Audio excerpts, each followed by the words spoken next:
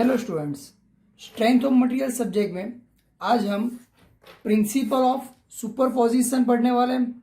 यानी उसको हम वेरिंग क्रॉस सेक्शन के एग्जाम्पल, आपको एक में ऐसे कुछ फिगर के एग्जाम्पल आएंगे, वो एग्जाम्पल कैसे सॉल्व करना है उसके बारे में आज पढ़ेंगे। तो पहली चीज़ हम देखेंगे आज कि प्रिंसिपल ऑफ सुपरपोजिशन क्या है। तो प्रिंसिपल ऑफ सुपरपोजिशन, सपोज मैं यहाँ पे लिखा हुआ है कि when a body is subjected to a number of forces. कोई एक बॉडी यहाँ पे आपको दिख रही है, यहाँ पे आपको दिख रहा है कि अलग अलग कोई एक बार है, उसकी लेंथ अलग अलग है, उसके डायमीटर भी अलग अलग हो सकते हैं या फिर नहीं भी हो सकते। ओके, सपोज उसकी लेंथ L1 है, इसकी लेंथ L2 है, इसकी लेंथ L3 है। इसका जो पहला ए से बी कंपोनेंट है उसका एरिया सपोज A1 है, इसका एरिया A2 है, इसका एरिया A3 दिया हुआ है आपको। और ये अलग अलग सेक्शन में सभी जगह पे अलग अलग फोर्स लग रहे हैं। सपोज यहाँ पे P1 फोर्स लग रहा है, यहाँ पे P2 फोर्स अप्लाई हो रहा है, यहाँ पे P3 फोर्स अप्लाई हो रहा है, यहाँ पे P फोर्स अप्लाई हो रहा है। ऐसी कोई फिगर आपके पास है। यानी कि when a body is subjected to a number of forces P1, P2, P3, P4 acting on its outer edge as well as same other section. यानी भी यहाँ पे आउटर एज भी लग रहा है या फिर अंदर के जो सेक्शन है उसके अंदर भी अप्लाई हो रहा है some other section along the length of the body. उसकी जो लेंथ है उस लेंथ की डायरेक्शन में लग रही है। The total deformation of the body will be equal to the algebraic sum of the deformation of the individual sections. ये लाइन क्या बोल रही है? Okay, the total deformation of the individual section. इसका मीनिंग क्या हुआ? इसका मीनिंग ये हुआ कि जो पूरी जो बॉडी है उसका जो लेंथ में जो चेंजेस डेल्टा एल होगा, ये जो पूरा जो कंपोनेंट है ए से डी, ओके, उसका जो डेल्टा एल लेंथ में जो चेंजेस होगा, प्लस और माइनस लिख रहा हूं, क्यों? उसकी लेंथ इंक्रीज भी होगी या फिर डिक्रीज भी हो सकती है। वो कितना होगा? वो जो पहला जो कंपोनेंट है डेल्टा L1 प्लस और माइनस डेल्टा L1, यानी जो पहले जो कंपोनेंट में उसकी जो लेंथ चेंज हो रही है वो प्लस और माइनस ये जो दूसरा जो कंपोनेंट है उसकी लेंथ में जो चेंजेस हो रहा है वो प्लस और माइनस डेल्टा L3, यानी थर्ड जो कंपोनेंट है उसकी लेंथ में जो इंक्रीज और डिक्रीज हो रहा है उसका तीनों का एल्जेब्रिक सम करोगे वो कितना होगा? टोटल जो कंपोनेंट के लेंथ वो चेंजेस होगा उतना होगा। लेकिन अब डेल्टा एल की वैल्यू कितनी? डेल्टा एल का इक्वेशन है PL अपॉन AE। क्या है? PL upon AE। लेकिन इक्वेशन आया कैसे? दोस्तों आपने अगले वीडियो, मेरा अगला वीडियो देखा होगा, उसमें मैंने बताया था E यानी यंग मॉड्यूलस, इसका मीनिंग होता है स्ट्रेस अपॉन स्ट्रेन। उसमें मैंने बताया था आपको स्ट्रेस का मीनिंग क्या होता है, P/A लिख सकते हैं। स्ट्रेन को क्या लिख सकता हूं? डेल्टा L/L लिख सकता हूं। अब इसी चीज को मैं ऐसे भी लिख सकता हूं, E is equal to P/A delta L ऊपर जाएगा तो डेल्टा L अपॉन L। जो डिनोमीटर होता है उसका जो डिनोमीटर है वो कहा जाता है? ऊपर चला जाता है, न्यूमीटर में चला जाता है। PL upon A into delta L। अब डेल्टा L को मैं यहां पे ले जाऊंगा, E कहां आ जाएगा? यहां पे आ जाएगा। तो आपका इक्वेशन क्या होगा? Delta L is equal to PL A। E कहां आ गया? यहां पे आ गया। तो अब मैं इसकी डेल्टा L की जगह पे क्या लिख सकता हूं? P1 L1 upon A1 E1। आगे मुझे प्लस और माइनस लिखना है। उसके बाद डेल्टा L2 की जगह पे भी वैसा equation P2 L2 upon A2 E2। इसके आगे भी प्लस और माइनस। डेल्टा L3 की जगह पे प्लस और minus P3 L3 A3 E3। अब आप बोलोगे कि प्लस कब लिखना है और माइनस कब लिखना है। सपोज अगर कोई बॉडी पे टेंसाइल फोर्स अप्लाई हो रहा हो, क्या टेंसाइल फोर्स अप्लाई हो रहा हो, तो मुझे कौन सी साइन लेनी है? अगर टेंसाइल फोर्स है तो मुझे पॉजिटिव लेना है। ओके, यहां पे क्या लिखना है? प्लस लिखना है। अगर कॉम्प्रेसिव फोर्स अप्लाई हो रहा है, कॉम्प्रेसिव यानी आपको पता है कॉम्प्रेस करना, अगर कॉम्प्रेसिव फोर्स अप्लाई हो रहा हो तो आपको कौन सी साइन करनी है? माइनस लिखना है। दोस्तों इसी टाइप के एग्जाम्पल आते हैं, उसमें क्या होता है, सब L1 L2 L3 A1 A2 A3 और E1 E2 E3 सब आपको दिया होता है, लेकिन ये जो P की जो वैल्यू होती है ना, वो पहली बॉडी के लिए P कौन सा लेने का, सेकंड बॉडी में P कौन सा लेने का, थर्ड बॉडी में P कौन सा लेने का, वो वैल्यू आपको फाइंड करके इसमें रखनी है और आपको टोटल डेल्टा एल क्या करना है, फाइंड करने के एग्जाम्पल में आने वाला है। तो दोस्तों मैं आज इसी लेक्चर में एक एग्जाम्पल में भी सॉल्व करके आपको दिखा दूंगा। ओके दोस्तों, एक एग्जाम्पल मैं आपको यहाँ पे सॉल्व करके दिखाने वाला हूँ। एक ऐसा एग्जाम्पल आपको एग्जाम के अंदर फिगर आपको दी होगी। ये फिगर में आपको दिख रहा है ऐसा अलग अलग सेक्शन का कोई कंपोनेंट है। ये जो है ये कॉपर का फर्स्ट सेक्शन है, ये दूसरा जो सेक्शन है वो सेकंड ब्रास का है, उसका जो थर्ड जो सेक्शन है वो कौन सा है, स्टील का जो थर्ड सेक्शन है। ओके, इसको मैं थर्ड सेक्शन नाम दे देता हूँ। तो अलग अलग सेक्शन आपको यहाँ पे दिए हुए हैं। तो अब आपको पहली और यहाँ पे सबकी लेंथ L1 L2 L3 दी हुई है, सबका डायमीटर D1 D2 D3 दिया हुआ है, और जो तीनों जो कंपोनेंट है उसकी जो ई की जो वैल्यू है वो आपको दी हुई है। तो पहले आपको क्या बनाना है, डेटा बना दीजिए आप। तो मैं यहाँ पे डेटा बना देता हूँ। ओके, तो पहले कौन सा डेटा बनाएंगे, तो हमें यहाँ पे D1 दिया हुआ है, D1 कितना है 16 mm दिया हुआ है। ओके, D2 कितना दिया हुआ है 12 mm दिया हुआ है। D3 ये 5 लिखा, उसका मीनिंग डायमीटर है। थर्ड जो डायमीटर है वो कितना है 24 mm दिया हुआ है। थर्ड डायमीटर 24 mm दिया हुआ है। अब आपको क्या फाइंड करना है, उसका एरिया फाइंड करना है A1। उसका इक्वेशन क्या आएगा, π/4 d² यानी D1²। A2 का इक्वेशन क्या आएगा, π/4 d2²। A3 का इक्वेशन क्या आएगा, π/4 d3²।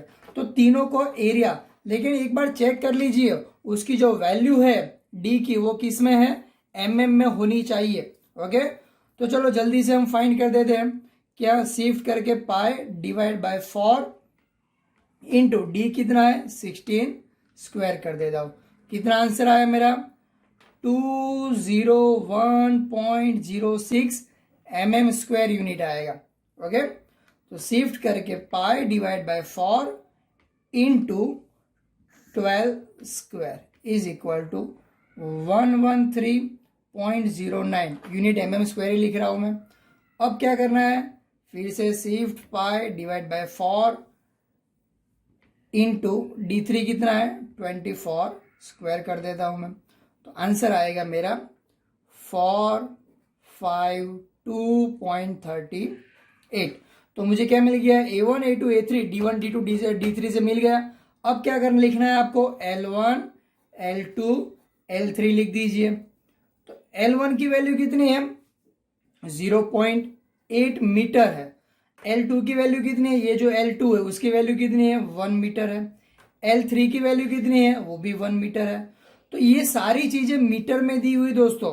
तो आपको क्या करना है, उसको mm में कन्वर्ट करना है। तो mm में कन्वर्ट करना क्या करने का, मल्टीप्लाई बाय 1000 करोगे। तो इसको 1000 मल्टीप्लाई करोगे तो आंसर आएगा 800 mm। ये 1 मीटर है तो उसको 1000 mm हो जाएगा। ये 1 मीटर है तो ये भी हो जाएगा 1000 mm हो जाएगा। तो मुझे D1 D2 यानी L मिल गया। अब क्या है, E की वैल्यू आपको यहाँ पे दी हुई है। तो पहला जो कॉपर है, तो कॉपर की E की वैल्यू कितनी है E1, तो 100 गीगा पास्कल। दोस्तों ये चीज याद रखिए, गीगा पास्कल। अगर मेगा पास्कल दिया हो आपको तो मेगा पास्कल चलेगा, लेकिन गीगा पास्कल दिया हो तो वो नहीं चलेगा, उसको कन्वर्ट करना है मेगा में। तो गीगा में से मेगा में कन्वर्ट करने के लिए मल्टीप्लाई बाय 1000 करने का, कितना 10⁻³ से मल्टीप्लाई कर दीजिए तो क्या हो जाएगा, मेगा पास्कल हो जाएगा। और मेगा पास्कल का मीनिंग क्या होता है, न्यूटन पर mm² ही होता है। ओके, तो गीगा पास्कल कहीं पे दिखे आपको तो क्या करना है, इंटू 1000 करके उसको मेगा पास्कल में कन्वर्ट कर दीजिए। अब क्या लिखना है, E2 जो सेकंड वाला कंपोनेंट है वो कौन सा है, ब्रास है। तो ब्रास की वैल्यू कितनी दी हुई है यहाँ पे आपको 80 गीगा पास्कल। तो E2 80 गीगा पास्कल, तो उसको भी कन्वर्ट कर दीजिए 80 इंटू 10⁻³ मेगा पास्कल। उसके बाद E3 ले लीजिए। तो E3 की जो वैल्यू है वो कौन सा है, थर्ड कंपोनेंट स्टील है, तो स्टील की E की वैल्यू कितनी है 200 गीगा पास्कल। लेकिन गीगा पास्कल को आपको मैं फिर से बोल रहा हूं कन्वर्ट करना है मेगा में, और मेगा का मीनिंग होता है न्यूटन पर mm स्क्वायर। तो दोस्तों हमारा जो डेल्टा एल का जो इक्वेशन था PL अपॉन AE, तो मुझे L1 A1 E1 ये सारी चीजें मिल गई, लेकिन P की वैल्यू मुझे क्या रखनी है वो मुझे प्रॉब्लम हो रही है। तो मैं यहाँ पे P की वैल्यू, यहाँ पे आपको देखिए, आपको यहाँ पे भी फोर्स दिया हुआ है, यहाँ पे भी फोर्स है, यहाँ पे भी फोर्स है, यहाँ पे यानी 1 2 3 4 4 फोर्स दिए हुए हैं, और आपके पास फिगर कितनी है 1 2 3। तो आपको ये चीज मेन इंपॉर्टेंट है, P1 P2 और P3 कितना लेना है दोस्तों, ये चीज फाइंड करना इंपॉर्टेंट है, ये चीज आप ध्यान रखिए, तो सारे एग्जाम्पल आपको आ जाएंगे। तो पहले क्या करना है, 3 बॉक्स बना दीजिए आप, ये पहला वाला बॉक्स, ये दूसरा वाला बॉक्स, ये तीसरा वाला बॉक्स, 1 2 3 3 बॉक्स बना दिए। तो अब मेरे साथ बोलिए कि जो पहला जो फोर्स है वो पहली बॉडी के लिए, कौन सा, जो पहला जो फोर्स है वो किसके लिए, फर्स्ट बॉडी के लिए। तो पहला फोर्स कितना है 20 किलो न्यूटन, और कैसा है, टेंसाइल है दोस्तों, दिख रहा है, पहला फोर्स पहली बॉडी के लिए कैसा है, टेंसाइल है। मैं जितना बोलूं उतना ही आपको देखना है, पहला फोर्स पहली बॉडी के लिए कैसा है, टेंसाइल है, ऐसा है। तो 20 किलो न्यूटन पहला फोर्स पहली बॉडी के लिए टेंसाइल है, तो P1 कितना हो गया 20 किलो न्यूटन हो गया। अब क्या करना है, अब सेकंड फोर्स, ये जो सेकंड वाला जो फोर्स है वो किसके लिए, सेकंड बॉडी के लिए है। तो उसके पहले आपको क्या करना है, ये फोर्स को नीचे उतार दीजिए आप, ये ऊपर वाला जो फोर्स है वो नीचे लिख दीजिए, और कैसा फोर्स है, टेंसाइल है, तो यहां पे लिख दीजिए प्लस लिख दीजिए। क्या लिखना है, टेंसाइल है तो आपको प्लस लिखना है। अब बोलिए सेकंड वाला फोर्स, ये सेकंड वाला फोर्स सेकंड बॉडी के लिए कैसा है, फर्स्ट बॉडी के लिए नहीं, सेकंड बॉडी के लिए कॉम्प्रेसिव है। ये सेकंड वाला फोर्स सेकंड बॉडी के लिए कॉम्प्रेसिव है, तो आपको क्या लिखना है -50 लिखना है। क्यों, सेकंड वाला फोर्स सेकंड बॉडी के लिए कॉम्प्रेसिव है, तो आपको कॉम्प्रेसिव हो, तो मैंने बोला था कॉम्प्रेसिव के लिए क्या लिखना है माइनस। तो अब बोलिए +20 -50 क्या होगा, -30 आएगा। तो दोस्तों माइनस का मीनिंग क्या होता है, कॉम्प्रेसिव साइन आती है, कौन सी, कॉम्प्रेसिव। यहां पे तो आपको 30 ही लिखना है, क्या लिखना है 30, यानी P3 की वैल्यू, P2 की वैल्यू कितनी हो गई 30 किलो न्यूटन हो गई। समझ में आया। अब क्या करना है, ये थर्ड वाला जो फोर्स है, ये थर्ड वाला जो फोर्स है वो किसके लिए, थर्ड बॉडी के लिए है। तो उससे पहले मैंने आपको बोला था वो देखो, उसके पहले ये फोर्स नीचे उतार दीजिए 30 किलो न्यूटन, लेकिन 30 कैसा है, माइनस है, तो यहां पे क्या लिखना है आपको -30 लिखना है।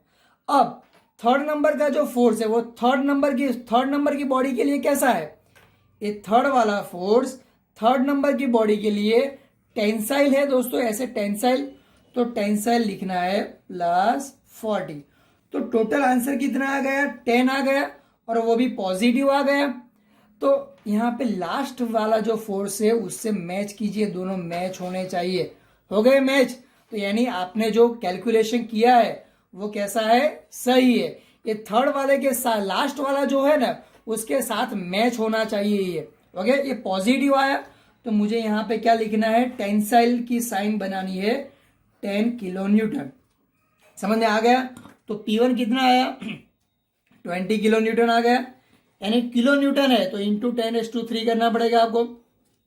अब P2 कितना आया 30 आया, तो 30 इंटू 10⁻³ क्यों, किलो न्यूटन है तो मैंने न्यूटन में कन्वर्ट कर दिया, ओके। तो लास्ट वाला 10 इंटू 10⁻³ न्यूटन। तो दोस्तों अब ये सारी चीजें मैं हमारा जो इक्वेशन था उस इक्वेशन में मैं रख देता हूं।